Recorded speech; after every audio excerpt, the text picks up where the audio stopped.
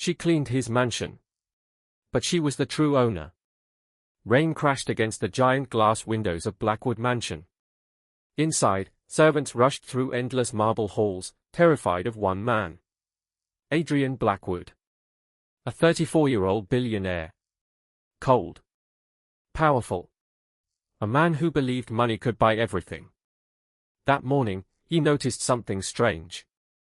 A young cleaning girl stood silently in front of an old family portrait. She wasn't cleaning. She was staring at it, with tears in her eyes. Adrian's voice echoed across the hallway. "What are you looking at?" The girl quickly lowered her head. "I'm sorry, sir." He walked closer. "Do you know how much that painting is worth?" She nodded softly. "More than money." Adrian frowned. "What did you say?" She smiled sadly. "Nothing, sir." He walked away. But for the first time in years, someone had answered him without fear. Her name was Emma Carter. She worked 3 jobs. Cleaning mansions in the morning. Serving coffee in the afternoon.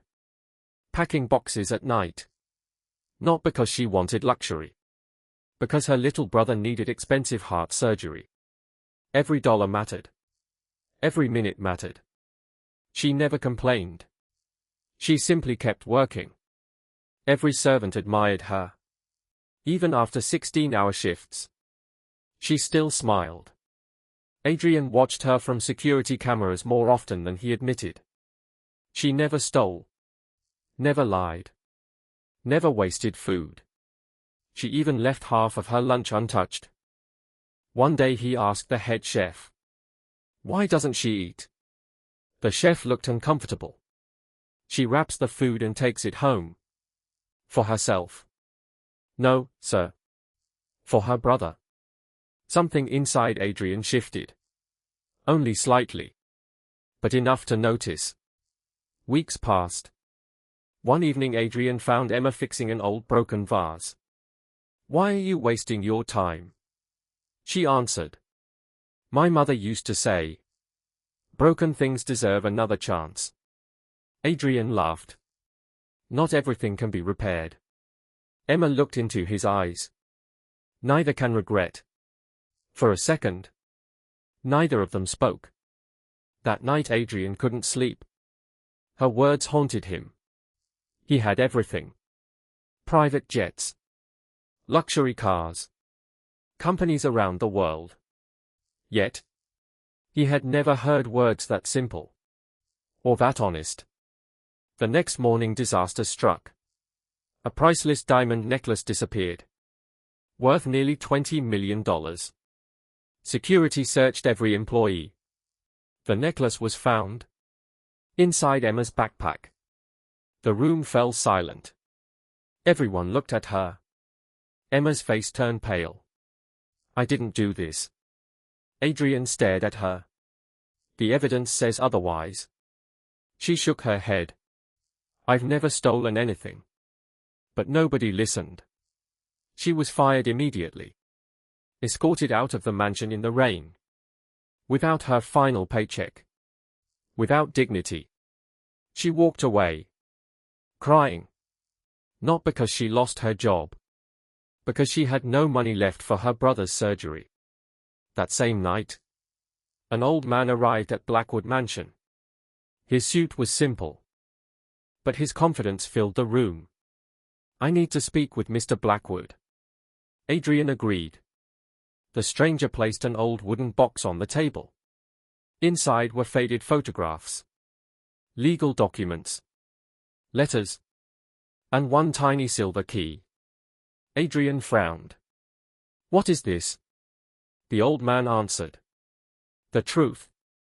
40 years earlier, the mansion had belonged to Jonathan Carter, Emma's grandfather. He built the estate from nothing.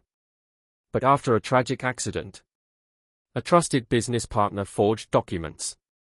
The mansion, the company, everything, was stolen. That business partner was Adrian's grandfather. The truth had been buried for decades. Until now. The documents had finally been verified. Every signature. Every record. Every hidden transaction.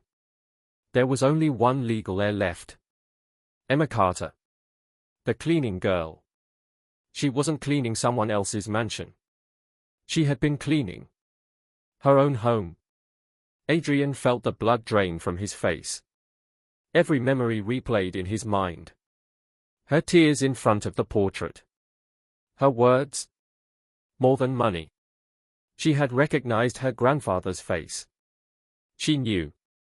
She simply never had proof. Until now. Adrian rushed to find her. But she was gone. No apartment. No job. No phone. Days became weeks. Weeks became months. Finally. He found her. Not in another mansion. Not in another city. But sitting beside a hospital bed. Holding her little brother's hand. The surgery had been delayed.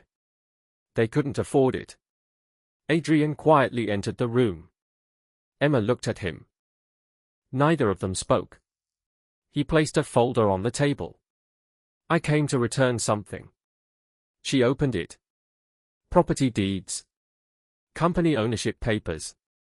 Bank records. Everything. Legally transferred. Back to her name. Emma looked at him with tears in her eyes. You knew this would cost you billions. Adrian nodded. I know.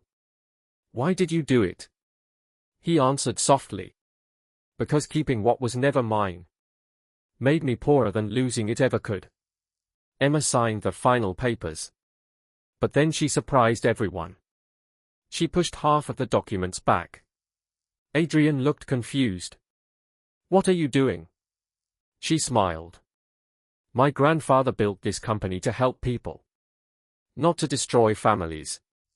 You helped me find the truth. So let's rebuild it. Together. Months later. Blackwood Mansion became something completely different. Part of it became a children's medical foundation. Thousands of families received free treatment. Employees were treated with dignity. No servant was ever looked down upon again. The old portrait remained in the hallway. But now, it carried a new plaque. A home is never defined by who lives in it, but by who truly belongs. Every morning Emma walked past it with a smile. Not because she had become wealthy, but because justice had finally come home. And Adrian, the billionaire who once believed money was everything, finally discovered that the greatest fortune in life is not what you own. It is the courage to return what never belonged to you. Moral: never judge someone's worth by their clothes or their job. Truth may stay hidden for years, but when it finally comes to light, honesty, humility, and kindness become more valuable than any fortune in the world.